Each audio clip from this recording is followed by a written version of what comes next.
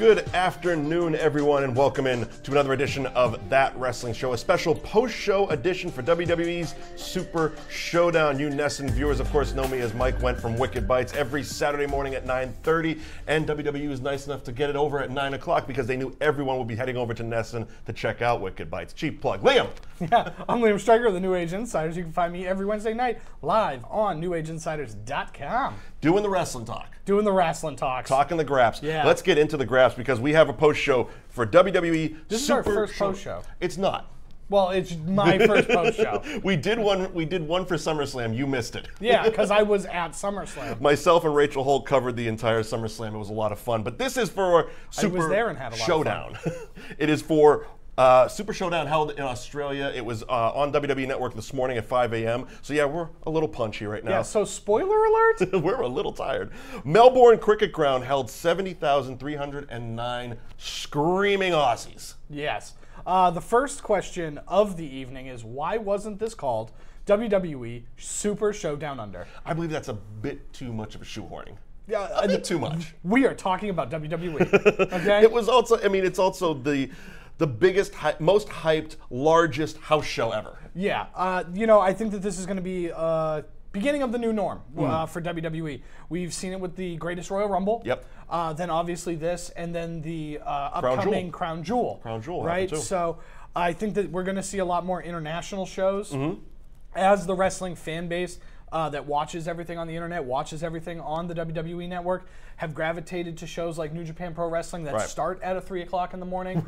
There is a lot of fan base. There is a lot. You're used to this. I am used to this. Being a New Japan guy, you're used to getting up at 3, 4 o'clock in the morning for wrestling. Next week, there's another New Japan show, and I'll be watching it. This is a rarity for me. I did they did Beast in the East, that special Brock Lesnar in the Tokyo Dome type of thing, and okay, so I don't mind it. I don't mind the international shows once in a while. Well, the good thing is I'm not a morning guy, so I can't do this every week. Right. The good thing is that it's live if you want it to be there. Otherwise, it's on tape delay. Right. You can go to the WWE Network right now. If you haven't watched Super Showdown, go pause this, come back to it, and we're going to obviously talk about it. But we're going to break it down. But we're going to break it down. But go watch it because it's worth watching. Exactly. And honestly, if we weren't so dedicated to that wrestling show right here on Nesson, we would be watching it on demand. Oh yes. I mean, yes. I think I can speak for you in this one. Yeah. But let's jump right into the card here. A match I wasn't terribly excited for ended up being one of the more fun matches, I will say. Asuka and Naomi versus the Iconics. Yeah, this one. Because it's one of those things I always forget the Iconics. Oh yeah, they're Australian. Then they come out. I'm like, oh, this is going to be fun. I really like the Iconics. I think that the Iconics have been doing the Bella Twin thing a lot better than the Bella Twins did. We'll get to them in a minute because I have thoughts. Yeah, because they play this like best friend, almost sister type characters. They're really into each other. They're kind of goofy. I always equate them to Muppets. They're also kind of the new Mean Girls. Right, and so it's fun. They're very good, and they're talented in the ring, so that definitely helps. And that was what always surprises me, because they come out and, like you said, they're very comparable to the Bella Twins in their personalities. Right. But then they actually work. Right, and they're far better. They put in work, and this was a much better match than I gave it credit for going into it. I mean, Asuka and Naomi, it's like, oh, Asuka's going to kill him. It's just going to. Right. But also, I'm like, they're keeping their own, and they won. Yeah, that was the Iconics won, and it was so cool because again, they're from Australia. They had 70,000 of their countrymen in attendance, and you could see them going back. And Billy Kay was still trying to do the gimmick, but it was too much, and they just started like putting their hands over their faces and like, this is emotional as hell. Right. You look at it, and especially from WWE's perspective, 90% of the time when it's your hometown, you're going to lose.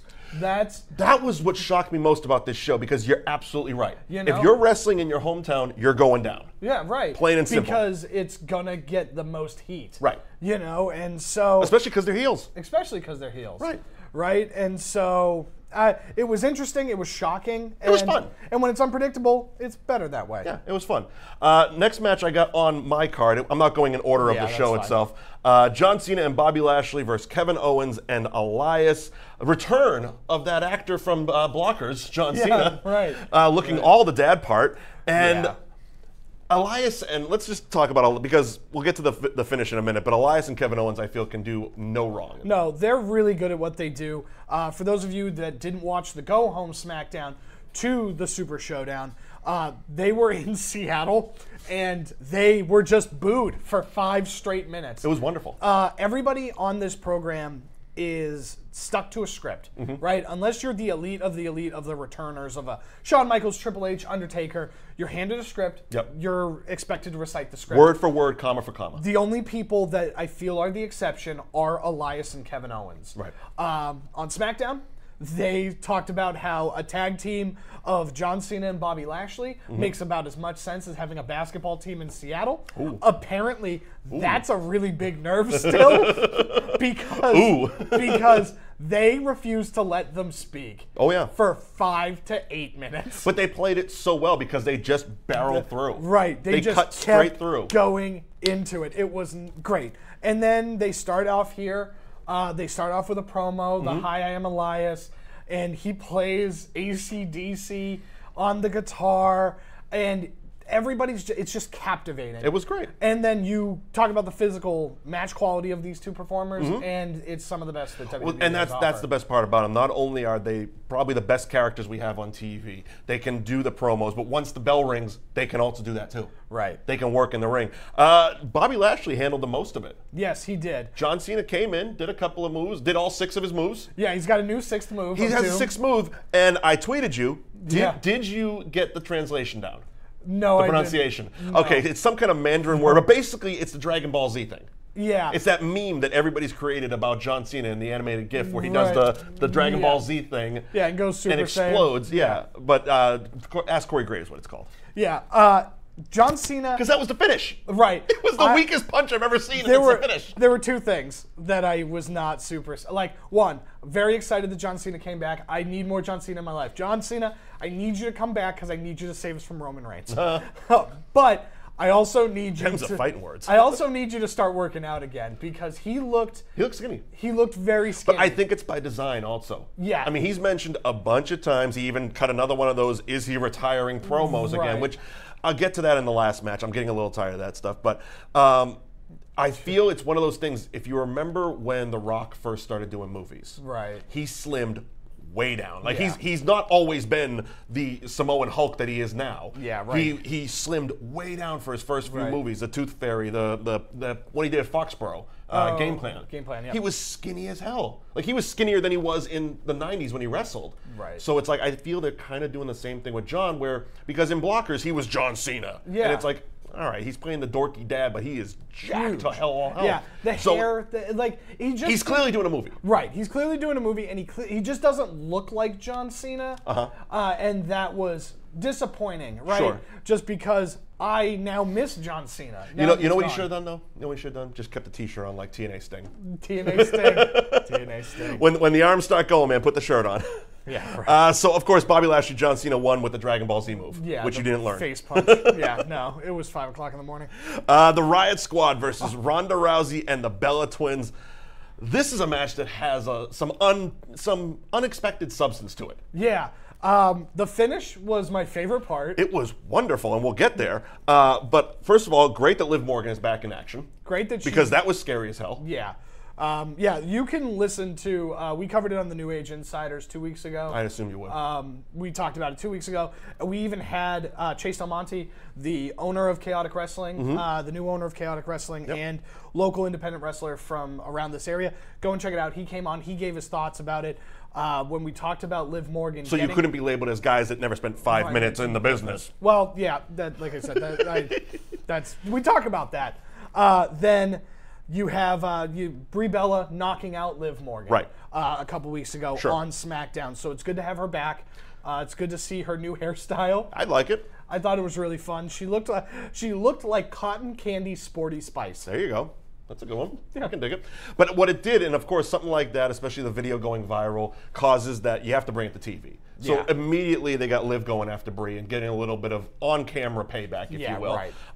For the match, though, Nikki Bella kind of did most of the work. Right. Which I'm okay with. I'm not going to say Nikki Bella is the greatest wrestler, but of the two, I'll take Nikki Bella in the ring over Brie any day of the week. Yeah, twice on Sundays. But what it did, and I'm sure you noticed it as well, there was that brief moment before the match started, where Nikki and Ronda, who's going to start the match, and there was kind of a awkward more than friction. Yeah, it was like an alpha female, like dominant who's the lead dog here. The thing with Nikki Bella planting seeds. Nikki Bella is good. She's right? good. She's gotten way better from when she started. True. It's really unfortunate for her that WWE is going to kind of shoehorn her into one of the elite women that they've ever had. True. And that's going to cause some unnecessary eye rolling because she's not. She's not. She's good, but she's not elite. Yeah, but she does have her own YouTube channel. You're right. I didn't even think of that. That is important. It puts us in the elite too. But yes, so she handled most of the match, which was fine. She did the heavy lifting. Yeah. Ronda got in, cleaned house, and as you said, probably one of the moments of the night. Yeah. Or the morning, excuse me. Yeah, one of the moments of the morning. Of the early morning. Was a double stacked armbar. Yeah, having both of them tap out. That was great. Also, I loved hearing about Sarah Logan's Viking training. Weird. Weird. I'm sitting there. I'm like, I am awake, right? Right. This is happening. Right. Michael Cole starts going on, just casually drops that Sarah Logan has Viking training. He made some reference that she was training with or hanging out with, and he said a word. I don't remember what the word was. And there was an awkward silence, and either Renee or Corey go, "What is that?" Yeah. And then just this diatribe of Viking training and Viking bars and Viking this, and she makes her own clothes. And I'm just like, what is happening? There's a weird cross somewhere on her body. I don't know where. I couldn't find I'm like, it. and I was actually looking for it. That like took away from the mat. I'm like, all right, where's the cross? Is it the thing over her eye? Is that what he's talking about? No, he said on the whatever. Yeah, whatever. I don't. Whatever. But the Riot Squad is a breath of fresh air. I do enjoy watching them. But seeing Ronda do the double armbar. Yeah. The first thing that went through my head is, at some point in the next few weeks, we're going to see the Bellas in that armbar. Oh, of course. We're going to see them, because that's what we're talking about. They're planting the seeds of Nikki Bella challenging Ronda Rousey at Evolution in, 3 weeks? 3 weeks. 3 weeks. But they're in a weird situation because while Brie Bella is still attached to the Daniel Bryan, you can't have her be a bad guy. Because she can't be a bad guy on Raw with her sister and a good guy with her husband on SmackDown. Sure you can. It's weird. Nobody pays attention to that stuff, pal. You're right. You're right. I'm the only one that cares about storytelling. Continuity, schmontinuity. It's wrestling. Moving on, we had Braun Strowman, Dolph Ziggler, Drew McIntyre versus The Shield. And another, the weekly, will he, won't he? Yeah, this was paid off very, very well in this match. I felt so as well. For somebody who has been adamant about how terrible this is because this wasn't an earned storytelling device, it was just one week, Dolph Ziggler goes, "Hey, Dean, they're champions. You're not. They don't care about you as much as you think they do." Right. And it's the will he, won't he? And so that played out throughout this entire match to the point where the Shield, they're known for surrounding the ring, getting up on the apron, and then going in. And so they started the match that way. Match goes on. Good match. Yeah, good, solid match. Everybody in this match 6 great workers in the is ring. a talent. Yeah. Everybody's talented, so it's going to be a good match. Later in the evening, Dean Ambrose is knocked out of the about 6 o'clock in the morning. Yeah, whatever. I'm still up from after the Red Sox game. So Dean Ambrose and the 3 men of the Dogs of War, or whatever they're calling themselves, Sure.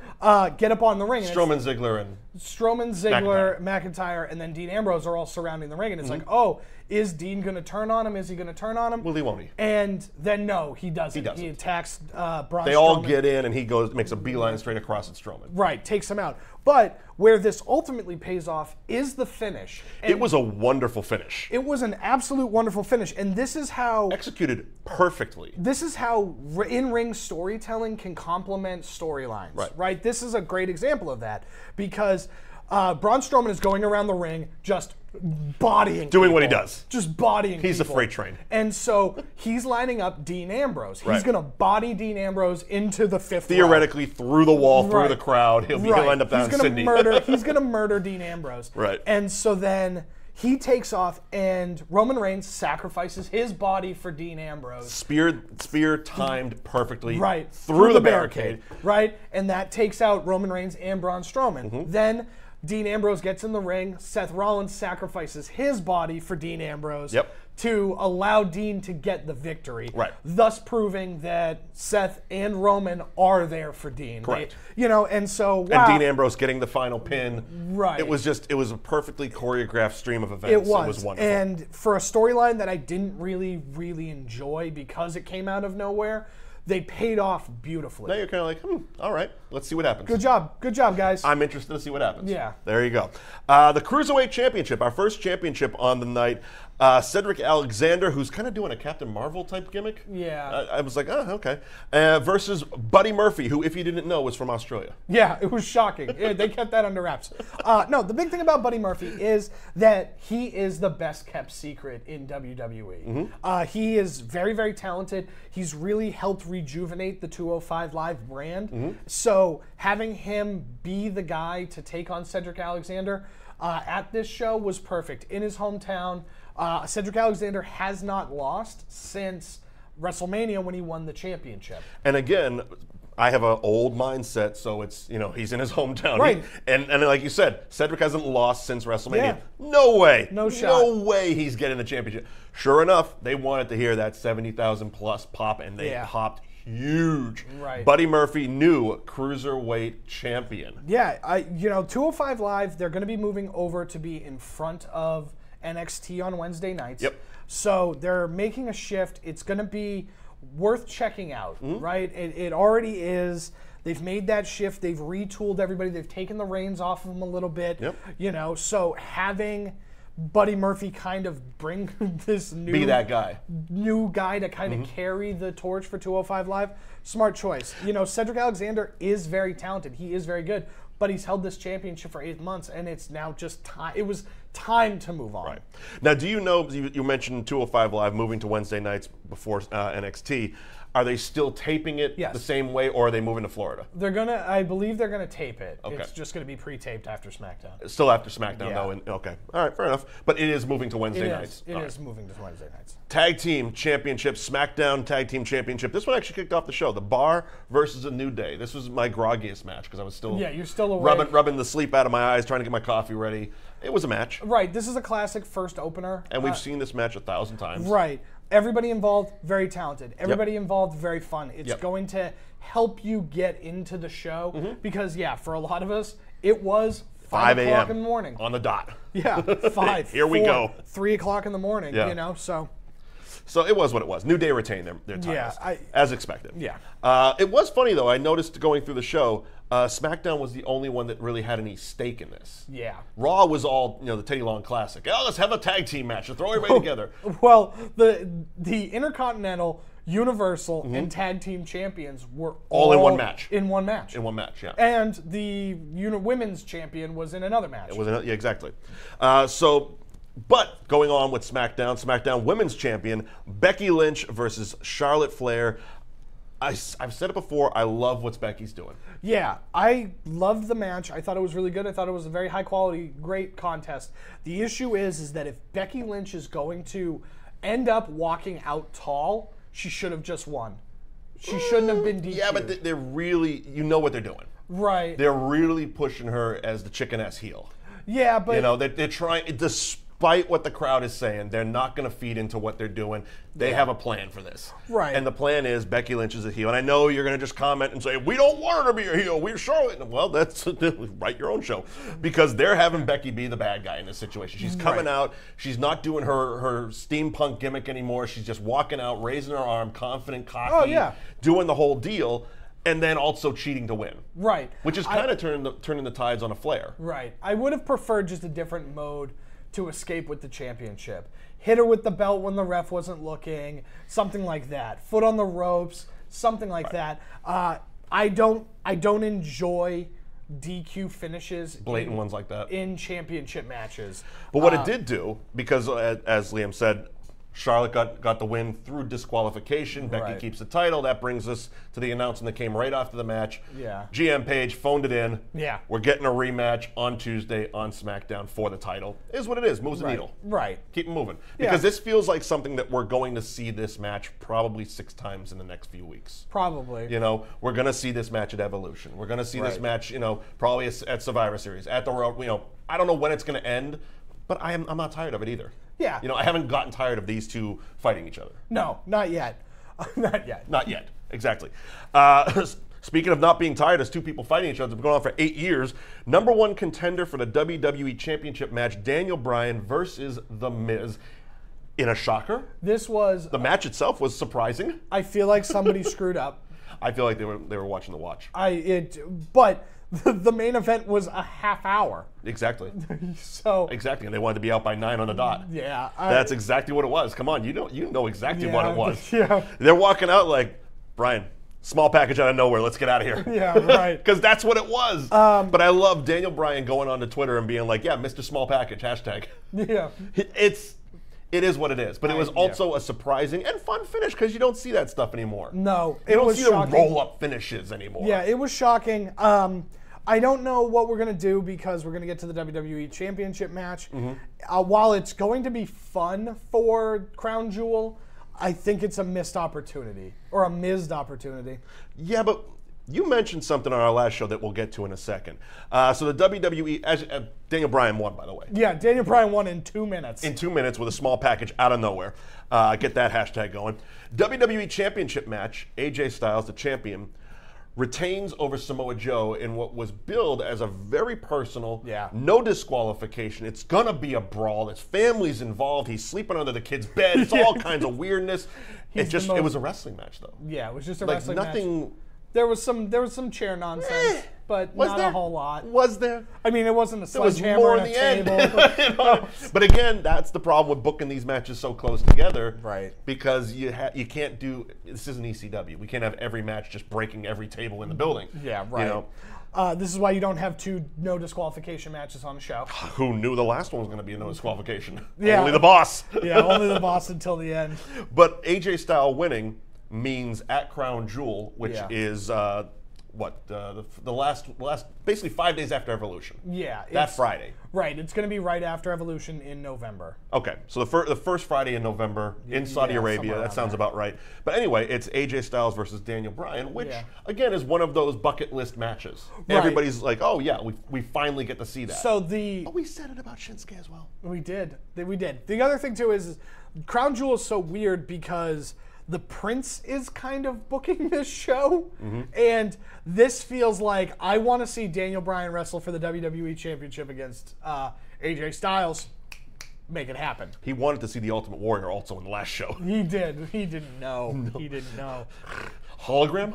Yeah, maybe. Can we get a hologram? Yeah. But yeah, so I just, this was the one, because it was a fun show. Yeah. Up and down from start to finish, it was a fun show. But this was the one that I'm like, man, they got so much invested in the story of it. Yeah. And I'm just not buying the lack of brutality. I would have thrown this. It was good wrestling. As soon as I knew that we were going to have 2 no DQ matches, I would have changed this to a cage. It would have been visually different. It would have felt more personal. Sure. Would have kept them contained. Sure. And we would have had a lot of fun to see what they would have done with it. Especially based off the fact that AJ is now going to be moving on to Daniel Bryan. Right. This is technically the blow-off match that we didn't know was already ending. Right. You know, this is pretty much the end of the feud. I mean, what's he going to do? Yeah. He can't. He's got a match. What's Right. Joe just going to keep stalking his family and be like, catch you next month, pal? Yeah, he also tapped out, you know, He did. so it's very definitive. It's a very definitive ending. As far as a wrestling match, a self-contained wrestling match, I enjoyed it. There was good in-ring psychology. He worked the leg. He ended it with the calf crusher, et cetera, et cetera. It was a good wrestling match. Oh, yeah, it was very But good. as far as a payoff to a storyline that they've been building, especially because they were kind of going old school with the storyline. He was at the house. He was knocking on the door. He was creeping in the daughter's bedroom or whatever the hell he was doing. Yeah, it was weirdness, but They it was dropped the fun. It was ball with wrestling, you know, and this wasn't, for me, this was the one I'm just like, Yeah. Could have gotten a little bit more out of that one. Well, it all started when on SmackDown, Paige says that it was the most dastardly thing that had ever been done on SmackDown. Dastardly. And he ding-dong ditched AJ Styles' house. And it's like, I don't know if you've watched this show, Paige, but one of the men who wrestled at the end of the show tried to crucify and sacrifice the boss's daughter. Boss's daughter. He actually crucified at least 2 people. I'm pretty sure he murdered Orlando Jones. Yep, there was that. So I'm pretty sure that happened. There was the whole Midian thing. Yeah, the whole Midian thing. Yeah, go ahead, Google that one, kids. I'm pretty sure he set his brother, who was in his corner, set JR on fire. And then at another match, he set his brother on fire. Right. And then Kane also at one point kidnapped, forced to marry, and sexually assaulted Lita. There was that. So, and there we say Katie Vick, but this Ding Dong Ditch was was the most dastardly thing in ever. WWE. Ever. Rewrite history, pal. Yeah. That's what we do here. So I guess we might as well move on to that match of dastardly deeds. Yes. Triple H versus The Undertaker. Who knew it was a no DQ? The boss knew it was a no DQ. He whispered into JoJo's ear just as he walked in, apparently. Yeah, right. We have Kane in The Undertaker's corner. We have Shawn Michaels in Triple H's corner. And shenanigans go. Yeah. Watching Kane just bumble around like an inept sheriff in a Dukes of Hazzard TV show. Either get new gear or shave the taco meat. That is just, that's all. I'm like, what is he doing there? The whole thing. Kane bumbling the entire time. I know he's got a state to run. He's the mayor of Knox County, so you can't. He's got some duties. This was exactly what I thought it was going to be.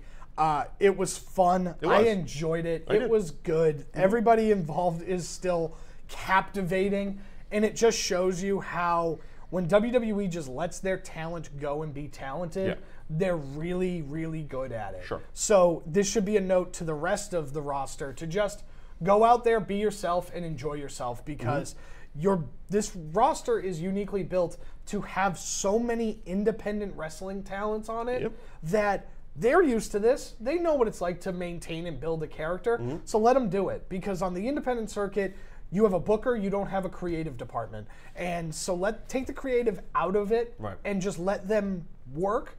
And you're going to get stuff like Triple H and Shawn Michaels and Undertaker and Kane. Like you said, I think the biggest thing that came out of this match is it was fun. Right. But also, because these four men in the ring are who they are. And a combined age of 200. It told a great story in the ring. There wasn't a lot of build up to it. It's like, all right, last time ever, sure. Now I can get into what I was talking about with John Cena. Okay. I'm tired of the fake retirements. Yes. It just needs to stop. Yeah. John Cena has given that same speech he gave this morning. He's given it 4 times this year. Yes, he has. This will always be my home. I'm going to do other things, but I'll just either do it or don't. Okay? Either be The Rock or don't. Either be Shawn Michaels or don't. Well, get on with it. Exactly. And then the end of this match, it's like, all right, we saw you wept as The Undertaker retired 2 years ago, and he's had 5 matches since. I know. It's just, it's so annoying. It's annoying. And now we get the last time ever. Okay, but because of the way it ended. Because the way it ended, it might be the last time we ever see the two of them wrestle one-on-one. Right. But you can bet your bottom dollar, if not at Crown Jewel, at whatever the next show is, Survivor Series, we are going to see the Brothers of Destruction versus DX. Yeah. Well, the hot rumor is that Vince wants Shawn versus Undertaker at WrestleMania. Yeah, but we're going to see that tag team match beforehand. Yes, I'm guessing at Crown Jewel. Yeah. I mean, they literally did their 1997 DX finisher. Yes. The sweet chin music into the pedigree, the dance around the thing. I'm just like, oh my God, I'm a child again. I want to watch Attitude Era. Yeah, it's really fun. Boop, boop, boop. Attitude Era. There we go. Yeah, there it is. It was fun. It was great. And then, of course, Kane and The Undertaker. After the match, there was that emotional, we're all friends, we're all brothers, we've been down the road and done the thing, and then they just whip ass. Yeah, right. And leave. So Undertaker gets Triple H, Kane grabs Shawn Michaels, they beat him down, they throw him through tables. Yeah. Michaels is bumping more than Brock Lesnar. Did you tweet that? No, I did not. Somebody tweeted that, so I'm stealing it from him. I thought it was you. But he has bumped more this year than Brock Lesnar. And that's saying something. Because Shawn Michaels has been back 2 days. Yes, he's marionetting all the way around the ring. It's fun, though, despite having no hair. Yeah, right. He now looks exactly like Kenny Chesney. He really does. He really does. So. It was one of those things. It was like, okay, the haircuts, the first haircut he had was weird. Yeah. But I'm like, what's he going to do with that? And then I saw the headband. I'm like, all right, he's probably just going to understand. By the way, great job keeping the hat on. Oh, I know. That thing was glued for the whole match, and he's bumping all over the place. Yeah, it wasn't until he got tossed out. Literally had to go upside down twice for the hat to go boop. Yeah, and he still caught it. It was like in his hand. And he's just like, you wonder why this guy's the best in the business. Yeah, the he's best there ever was. There you go. Yeah. So that is not. the WWE Super Showdown, the biggest house show in the history of WWE from Melbourne, Australia, held at 5 o'clock in the morning, and we're here to give you the breakdown. Liam, your final thoughts on the show? It was a great show. It's definitely worth watching. If you haven't checked it out, just head on over to the WWE Network. Go and watch it. It was worth watching. You know, the Triple H versus Undertaker match was really good. Daniel Bryan versus The Miz was really weird. Buddy Murphy versus Cedric Alexander. Yeah. If you want to get invested in the cruiserweights and what they're doing on 205 Live, that's a perfect introduction. It's a good match. AJ Styles versus Samoa Joe. I really, really enjoyed it. It was a good match. So there's a lot of stuff to check out. The Iconics. The Iconics. The Iconics winning Australia. How can you beat it? And what I really liked about it was, despite it being a 4-hour show, the pacing was incredible. Right. They were just moving. Like, there was a point I was looking at, like, all right, we're at 6 o'clock and we're 4 matches down. This might be a 3-hour show. Right. But they kept it, a tight 4 hours. Yeah. But it was a fast-paced show, which there was no point where I'm just like, oh, is this match going to be over? Right. And I think they knew what they were doing also. You got to keep the pace going because half of our audience is asleep. Yeah. You know Right. what I mean? So coming up in 3 weeks, October 28th, WWE's first all-women's pay-per-view, Evolution. That is going to be a fun show, I feel. Yeah, these women have done a great job when being asked to do something. They've taken the ball and ran with it. And so having them get their own pay-per-view, I'm excited to see what they can do with it. There's parts of me, because they've already booked a few matches, and 2 of the matches I feel should be 1 match. So we've already got booked. We got Alexa Bliss and Trish Stratus. Yeah. Then in another match, we have Lita and Mickie James. Yeah. And to me, I'm like, you're going to have Lita, Mickie James, and Trish Stratus on the same show and not just book the ultimate triple threat women's match ever. Yeah, right. That to me, but again, I'm armchair booking and the show hasn't even happened yet. I'm sure they're going to be great matches. But that's coming up next month. We will be breaking down that plus Crown Jewel right here for you on Nesson. So don't miss that show, and we will see you then. Mike Wendt, Liam Stryker. Follow us on Twitter at Mike Wendt, at Liam NAI, #ThatWrestlingShow. See you then. Bye-bye. Bye.